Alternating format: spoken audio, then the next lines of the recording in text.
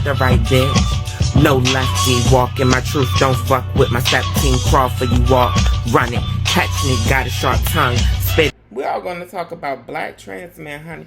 Black trans men got together with, let me find the name. The black trans men got together with the Human Rights Campaign Foundation's Transgender Justice Initiative.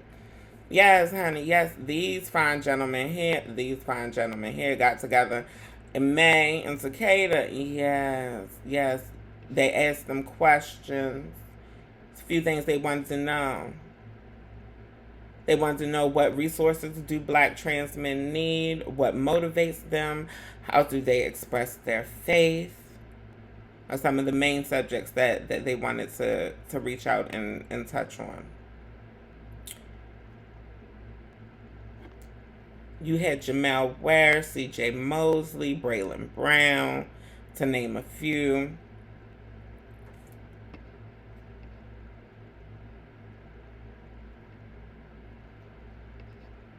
You had some brothers who had conflicting beliefs. You know, Braylon said, for example, that he liked to take a step back as far as visibility, as far as activism, as far as being seen. He wanted to take a step back to be chivalrous. Braylon wanted to take a step back and be chivalrous so that trans women could take up more space and be seen. Which makes sense with the high population of homicide amongst trans women of color. That would definitely make sense. But now they all agree that they want to create space for themselves and their brothers.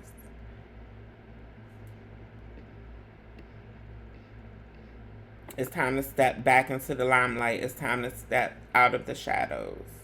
A lot of these brothers agree. They also discuss representation and what they think representation would look like for them. And the participants varied in age between 21 and 56. So based on what I read in this article, it turned out to be a good conversation because there was diversity in what these black trans men wanted to see, the representation of themselves that they wanted to see in the mainstream. A lot of them complained that they felt like black trans masculine leaders gatekeeped.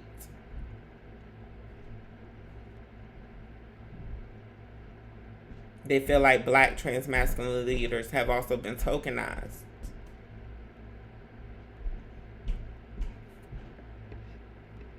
They want black trans leaders to also be more open, more openly queer, because the queer representation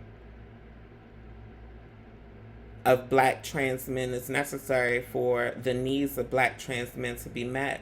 If there's a large population of black trans men who are queer, why shouldn't they be represented? Especially when we discuss things like studies amongst STIs, when we discuss things like PrEP. Because when PrEP first came out, it was known that a lot of the medications didn't work or didn't work well for people who were assigned female at birth, could cause complications for some people assigned female at birth. A lot of times trans men are left out of these conversations, and that's because these tend to be queer conversations even when it comes to bug chasing. These tend to be queer conversations, but people don't tend to remember that trans men fit into that queer bubble as well.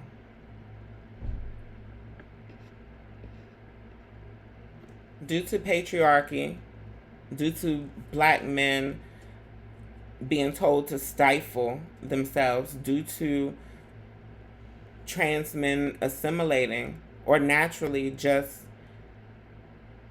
having the traits of the average black man in today's society. They also want to be considered in these conversations as well. They need to be considered in the Black Lives Matter conversations because black trans men are still black men.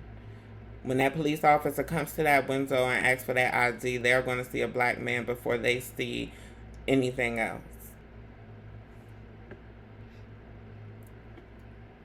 A few of the brothers complained about hostility from cisgender gay men as well.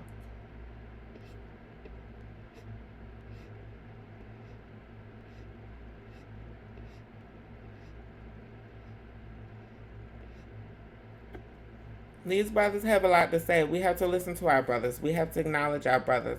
Ultimately, another common thread that I found throughout this article is that they don't feel as if they're acknowledged enough or talked about enough, even in the wider transgender community.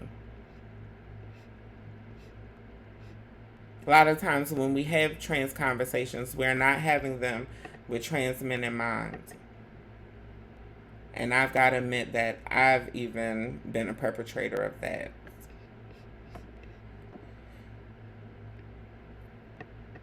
And that's why we're discussing these points today, because when you know, you can make change.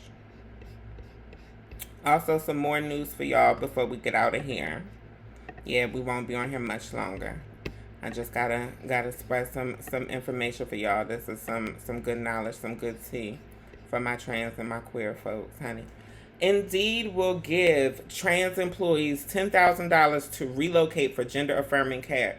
If you are a trans person who is eligible to work, if you're a trans person who does work, if you're a trans person who's looking for work, if you're a trans person who knows how to build a resume, if you're a trans person with a resume, Indeed will give trans employees $10,000 to relocate for gender affirming care.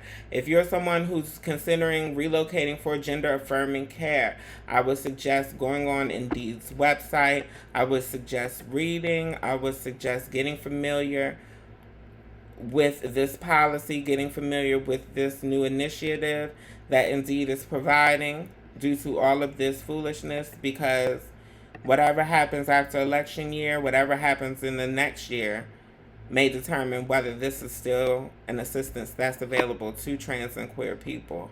Get on it now. I already did, honey. And I don't even need to relocate for gender affirming care, but I'm telling you, it's real out here. It's hard out here for a pimp when he trying to get his money on the rim. When it's cold outside, it's a blimp when he trying to get our money on the pimp. I also want to give y'all a heads up for all who aren't aware, for all who's pursuing or considering surgery. Point of Prize Annual Trans Surgery Fund begins taking applications on November 1st. I want to give y'all a heads up because it's September 13th. Put it in your calendar. Set the date for the last day of October so that you could be one of the first people to apply on November the 1st. Set your reminders, honey. Yes, feel free to follow Point of Pride on their various platforms online. The applications are currently closed, but the next cycle opens November 1st, honey. Baby. Honey, don't say I ain't never put y'all up on nothing. Don't say I ain't never put y'all up on a tick.